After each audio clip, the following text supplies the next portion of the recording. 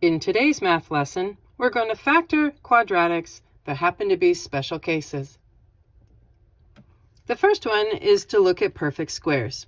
So perfect squares come from a trinomial where we realize that the first term and the last term are both perfect squares. To process through this, you're going to take the square root of our first term and you'll get x times the square root of a, which we're going to write a little differently.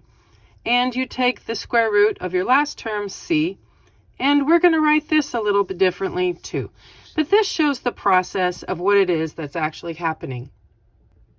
The result of taking these two square roots is going to give us two binomials where we have our first term that has been square rooted plus the third term that's been square rooted times itself.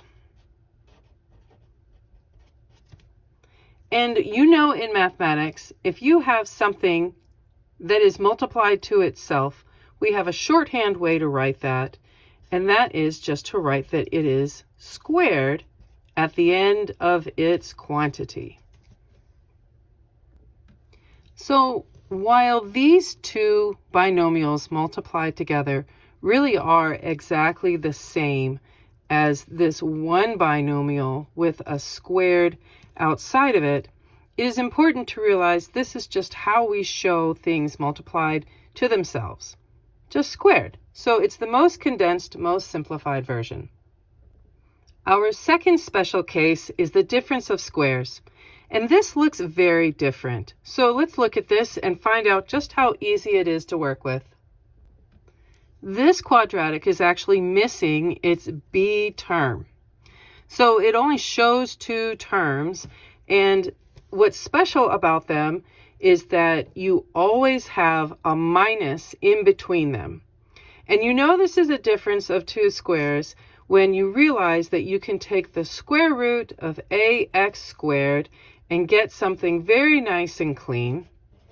And you can take the square root of c and also get something very nice and clean. And again, that minus does have to be in between the original two terms. So to write our binomials for this set of squares, we're going to have our two sets of parentheses and our x with the square root of a in both of them, and our square root of c in both of them.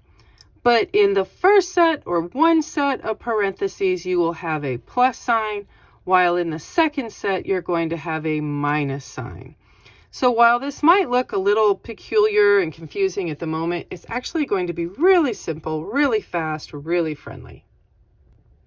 And just for clarification, the difference of squares is only for a polynomial that has two terms, truthfully, where the b term is missing. It's just the first term and the last term that would be in a normal quadratic, where both of these terms are perfect squares and there happens to be a minus between those two terms. Disclaimer. At the end of this lesson, if you find that either of these methods for these special cases is just way too overwhelming and your head is full and swimming from having other ways to factor out quadratics, then hey, don't sweat it. You can go back to doing the box method that we did in the previous lessons, and you don't have to worry about these special cases. These are just shortcuts that have worked again and again, and they're a nice, faster way to make things happen.